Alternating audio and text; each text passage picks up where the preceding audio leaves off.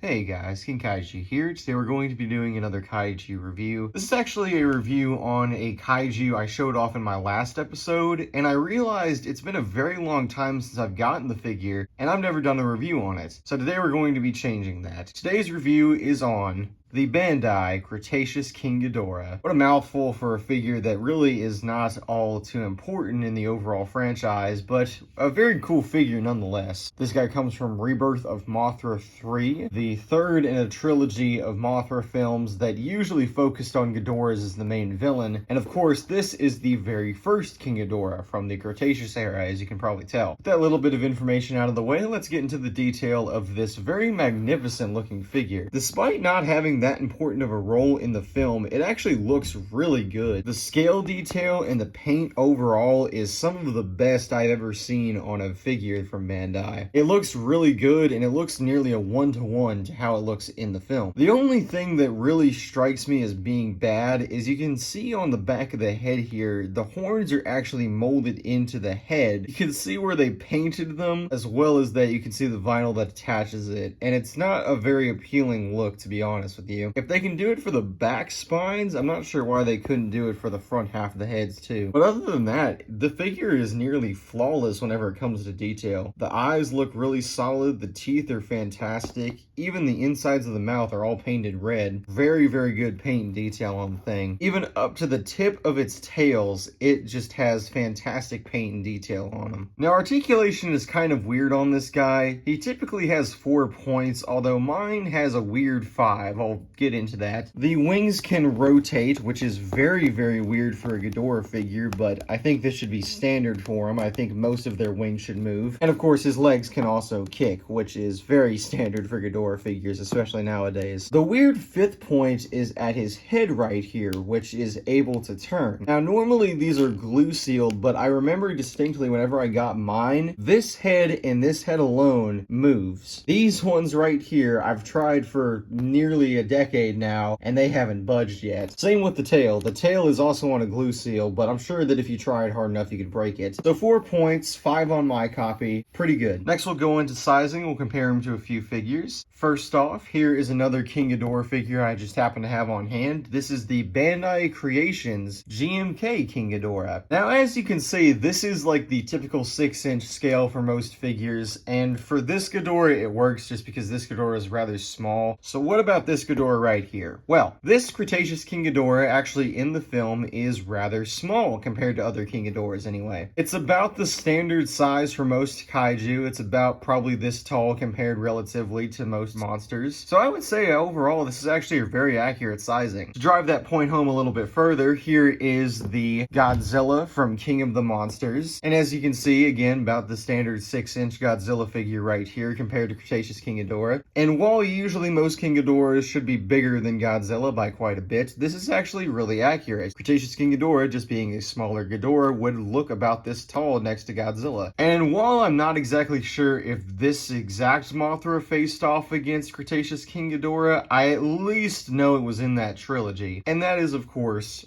Rainbow Mothra. This is again the Bandai Creations iteration. And yeah, this is about accurate to how she looked next to him as well. Most Mothras are rather small compared to King Ghidorah here, but this one actually is about evenly matched. And that's my review on Cretaceous King Ghidorah. Overall, this is a very, very good figure, and I would say that if you can find him for a decent price, you should definitely grab him. He has some fantastic detail work overall. Like, again, I said this in the beginning, this is some of the best I have seen on a Bandai figure in a while. And while, yeah, the horn cutout thing is a little bit annoying, it's not the biggest thing in the world, and you're not going to be looking at that directly, so it's not the worst. Articulation as well, fairly good for a Ghidorah figure, and the sizing also is pretty accurate. But that's been my review of them, and I appreciate you all for watching, and I will see you all in the next video.